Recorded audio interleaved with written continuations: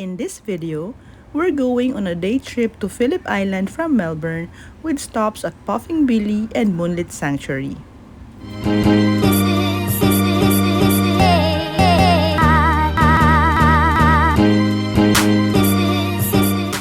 Hi guys, so it's our second day here in Melbourne, and today's activity we're going on a tour.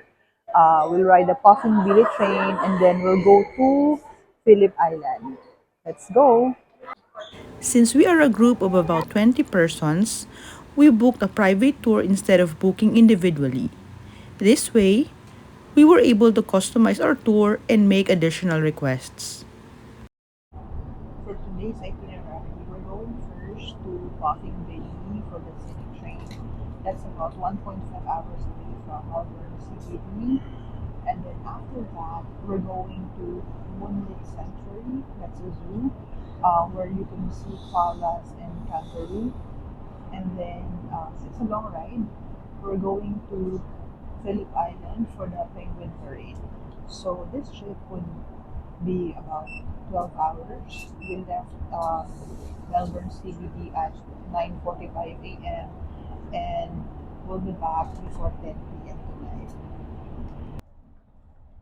Our first destination is Puffing Billy, Australia's steam train, which is located in the heart of the Dandenong Ranges and only 1 hour east of Melbourne.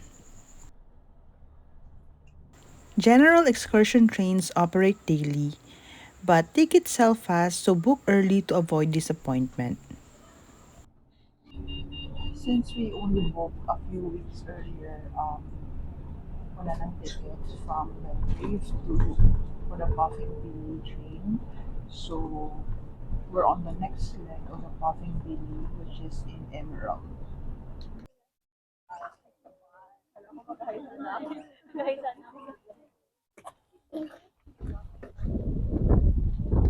Hi, we're here at the Lakeside station for the Puffing Billy train. The train starts from Belgrave, but we don't have any tickets from there since we only booked a few weeks before. So this kind of messed up our schedule a little bit because we're now taking the train at 12:30 p.m. It's only 11, so we have an hour and a half of idle time here. Visitors would usually take the train from the Belgrave station to Lakeside station, where there is the Lakeside Visitor Center. Belgrave to Lakeside journey is available every day, while Belgrave to Gembrook and Lakeside to Gembrook journeys are available Friday to Sunday. Ayan. So yan yung Puffin Daily train that we will ride later.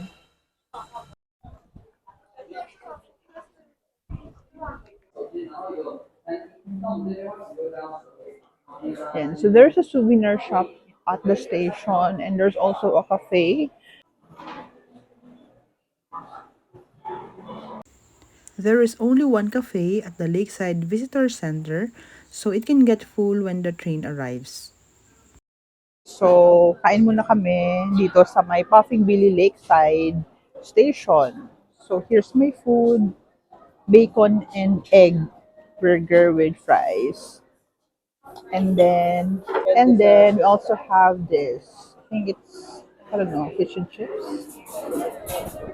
Okay, so after eating our early lunch, we're going to check out the lake here in uh, Lakeside Station. The main attraction of this station is the Lake Treganoan, where you can explore the walking trails, go swimming during summer, hire a bike, or jump on a paddle boat in the cool waters. The lakeside is also family friendly and pet friendly, so it's also ideal for picnics. Okay, so we're now in a hurry because the train leaves at 12:25 p.m. So we have to go to the station. Okay, so we're boarding the train to Gembrook. We are delighted to share a truly iconic experience that cannot be found anywhere else in the world. Sitting on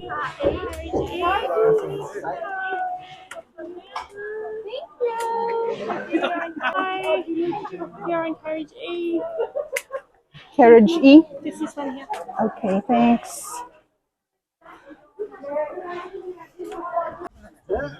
Okay, so bali, arkilado namin yung buong Bagol. Thank you! The Puffing Billy Railway was built in 1900 to serve the local communities that lived in the hills, carrying passengers and cargo. The railway is now a major tourist attraction that invites visitors to come and experience a century-old tradition every day of the year except Christmas Day. Our hearts beat to the city streets.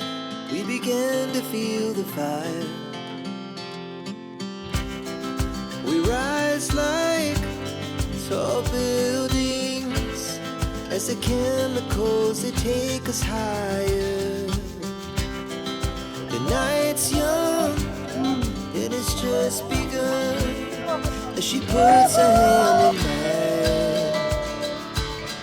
We wanna chase the night, wanna dance to the light, pull the stars from the sky, just two hearts running wild. Never sleep, never stop, as we shout from the top. We're gonna be two hearts running wild.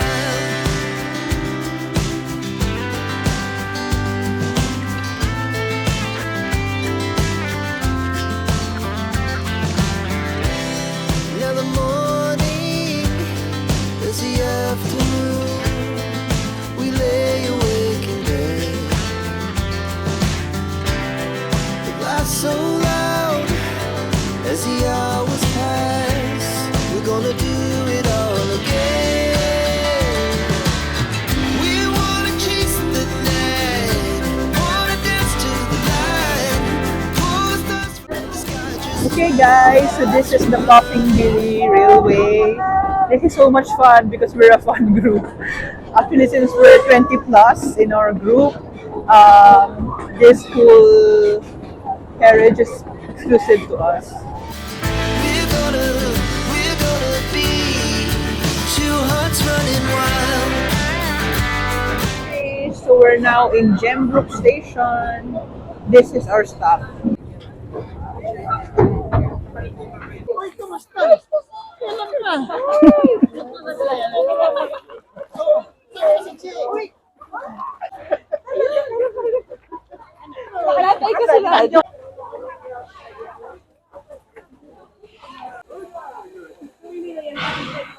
Okay, so our next stop would be Moonlit Sanctuary, which is about an hour drive from Offing Billy Gembrook Station.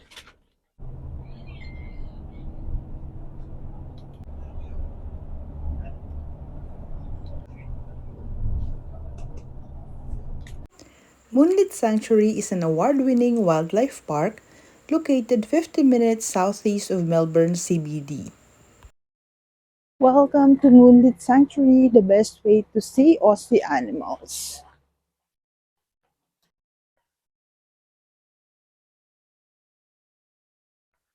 Okay, so depending on the time of your visit, you can actually witness Wombat Walk, 11:30 a.m. and 1:30 p.m.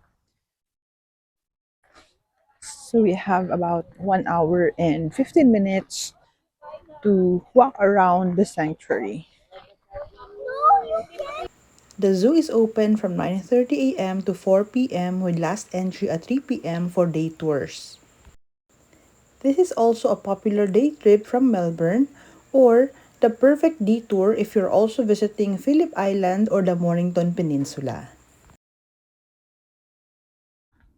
This tour is tailored to our group. You can also catch a similar tour if you look into Cloak or Get Your Guide, but maybe the order is different. But if you're a big group, you can just contact the tour operator to customize a group tour for you. Koala Keeper Talk. Look, they're so cute.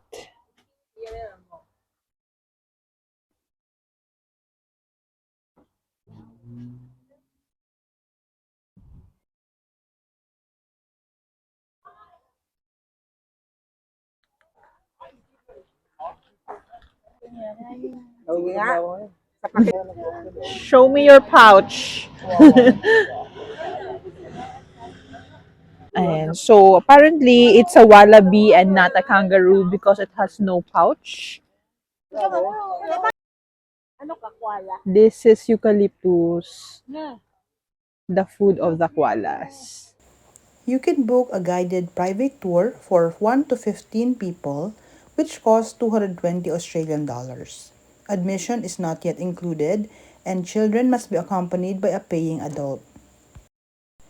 There are also night tours that begin between 7 p.m. to 8:30 p.m. depending on the time of the year.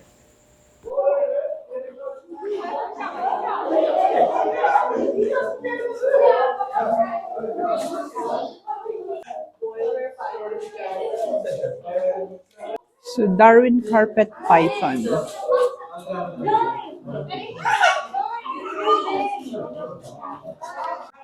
This is a freshwater crocodile.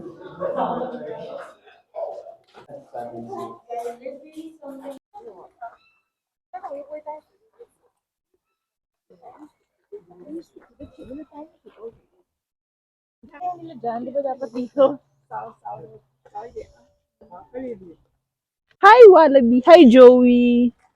Hindi na daw siya sa Joey. There are different types of wallabies, including the kangaroo. So you will see them here. Some are bigger than the others. They are nocturnal marsupials. So wallabies and kangaroos spend most of the day resting in the shade and are most active during the night.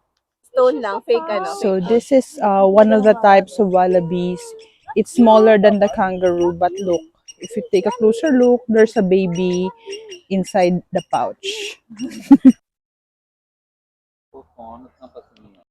The main difference between the Moonlit Sanctuary from the other zoos that I've been to is that here the animals are native to Australia, like the kangaroos, koalas, wallabies, wombat, etc. So you will be able to see them here.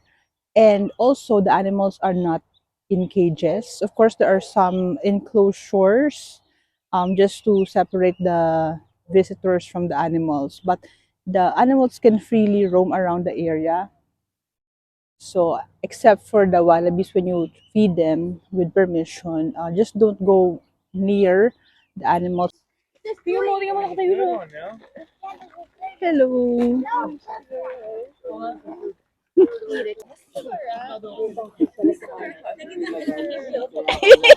Nakakakiliti din eh. Tasmanian devil, but it's sleeping.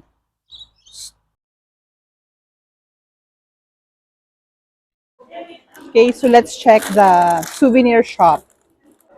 My boss bought this big wombat plushie, and then there are different types of animals here that you can buy. It ranges from the cheapest is $17.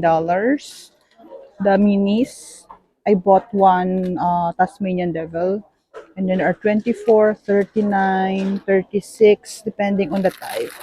So, for example, this one is a Eastern Quail Dotty. That's how big it is.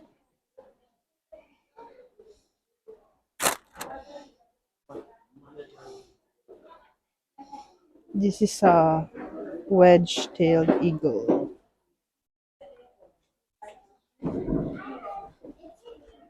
Of course, wombat Rosie and wombat Tina. Cute.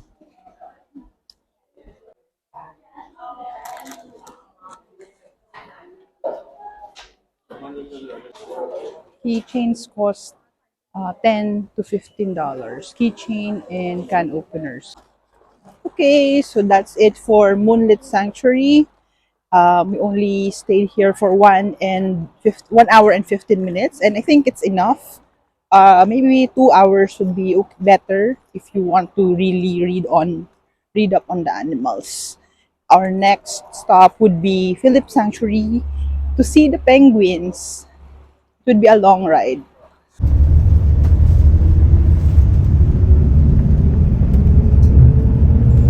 Phillip Phillip Island was part of the homelands of the Yalut Buluk people of the Bunurong or Bunwurong clan for many thousands of years before white exploration of the area began.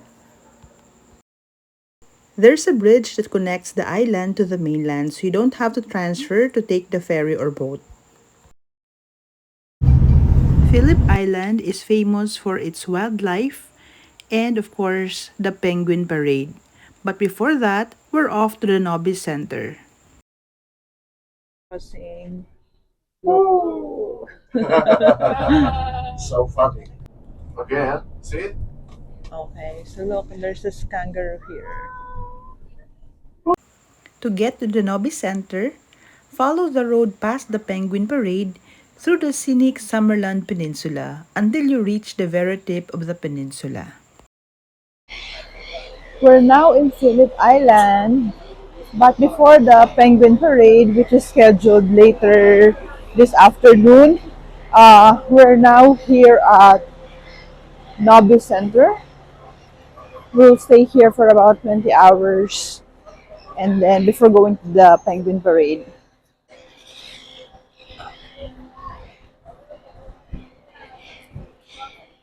The time is just right for the sunset. Overlooking the Bay Strait, the Nobbies boast spectacular clifftop views. There is a winding boardwalk of 500 meters that allows you to explore the area and see the spectacular view.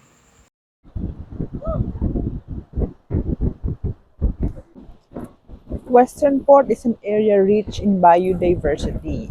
The bay has salt marsh, mangrove, and seagrass communities that form important feeding and breeding grounds for a diversity of animals.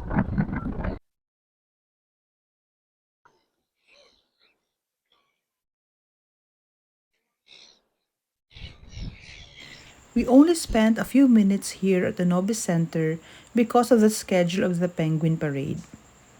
But looking back, I actually enjoyed and appreciate the Nobis Center a lot more than the Penguin Parade.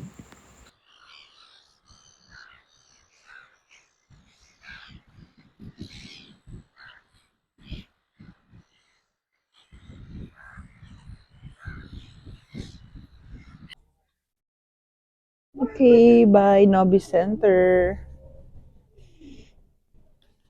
When you get inside, they are not allowed.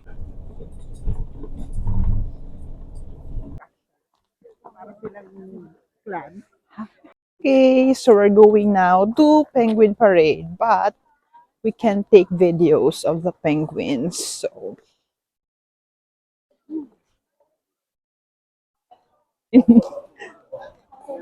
yeah, so you have to book in advance.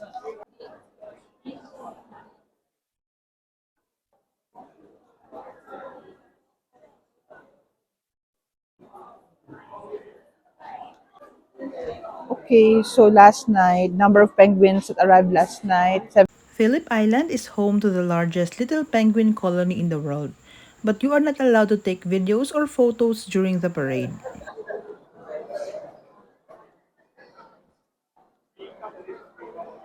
there are different types of penguins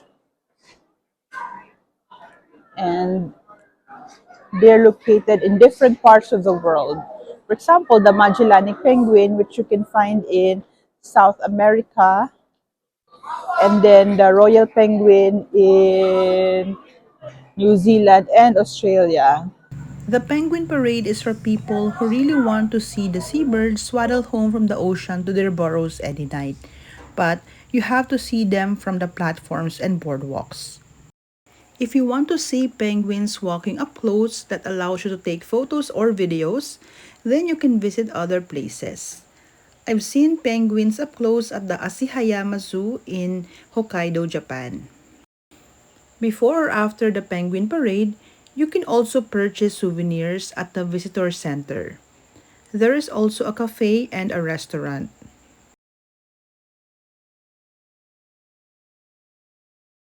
So that's it for the penguin parade here at Phillip Island. You can't actually take videos and photos, during the penguin parade, but you would be able to see them, the penguins, walking from the water to shore. And then after that, while you walk along I think the pathway, you can also see them going to their hideouts. I don't know what you call them, their home. They will be walking and then they will go to the hole. Ayan. So, thank you very much for watching this vlog. I hope you liked it and could give you idea what to expect in Phillip Island, also in Puffing Billy and Moonlit Sanctuary. I hope you liked it. If you did, please don't forget to like this video and subscribe to my channel. In the next episode, tune in as we explore Melbourne's iconic sites. Thank you for watching.